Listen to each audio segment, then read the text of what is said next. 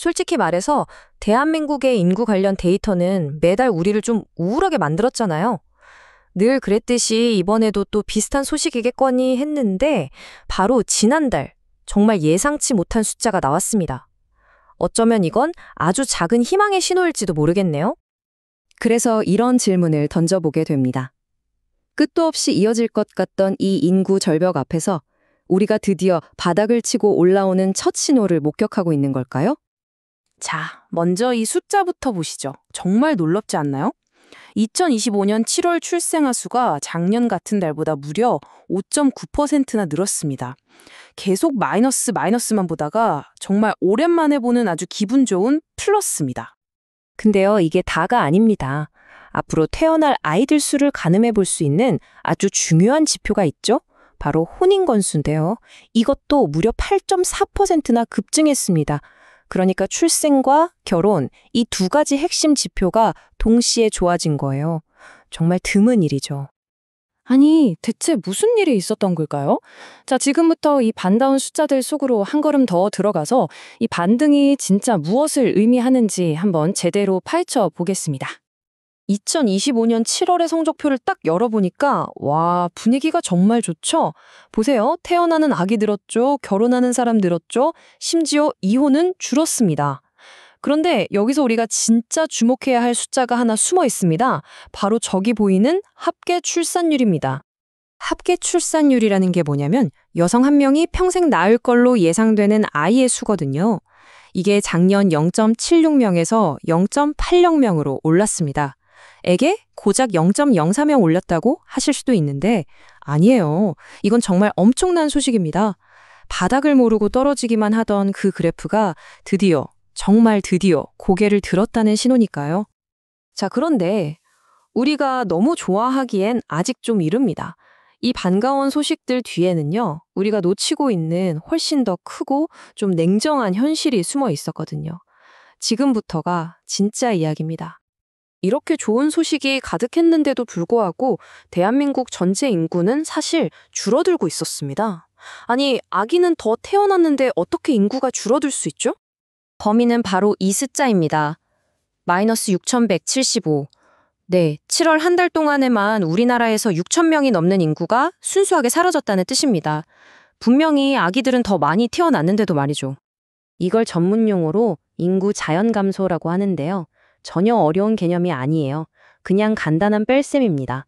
새로 태어난 아기 수에서 돌아가신 분들 수를 빼는 거죠. 그 결과가 마이너스면 인구는 당연히 줄어들 수밖에 없는 거고요. 7월 데이터를 가지고 직접 한번 계산해 볼까요? 21,803명이 새롭게 우리 곁으로 왔습니다. 하지만 같은 기간 27,979명이 우리 곁을 떠났어요. 결국 핵심은 이겁니다.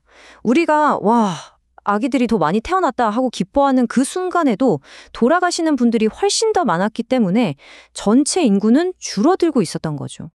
그래도 이 희망적인 반등이 그냥 나온 건 아닐 거 아니에요? 대체 누가, 그리고 어디서 이런 좋은 소식을 만들어낸 걸까요? 자, 지금부터 데이터 탐정이 되어서 그 흔적을 한번 따라가 보겠습니다. 찾았습니다. 이번 출산율 증가를 이끈 주역은 바로 30대 엄마들이었습니다.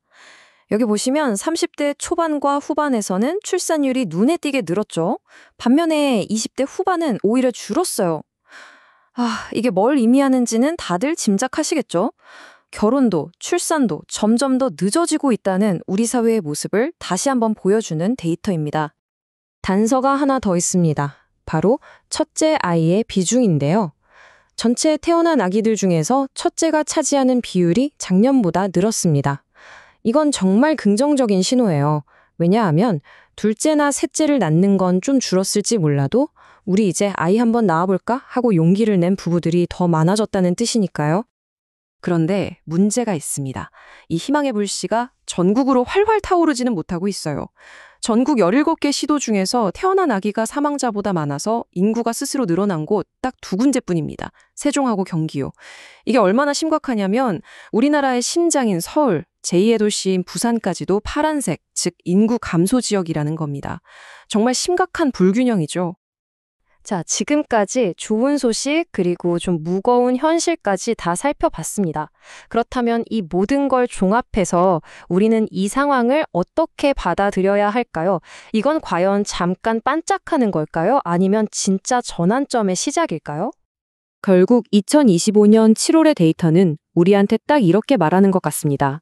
이거 하나로 전체 흐름이 바뀌었다고 말하기는 아직 어렵지만 그래도 희망을 걸어볼 만한 작은 불씨는 될 수 있다고요. 출생아 수가 늘어난 건 분명한 희망이죠. 하지만 인구 자연 감소라는 거대한 파도를 막기에는 아직은 너무나 작은 불씨라는 것. 이게 우리가 마주한 냉정한 현실입니다. 네, 2025년 7월. 우리는 분명 작지만 정말 소중한 희망의 불씨 하나를 발견했습니다. 이제 질문은 이거 하나 남았네요.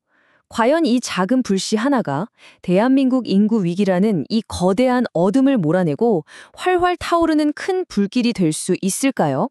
그 답은 앞으로의 우리에게 달려 있을 겁니다.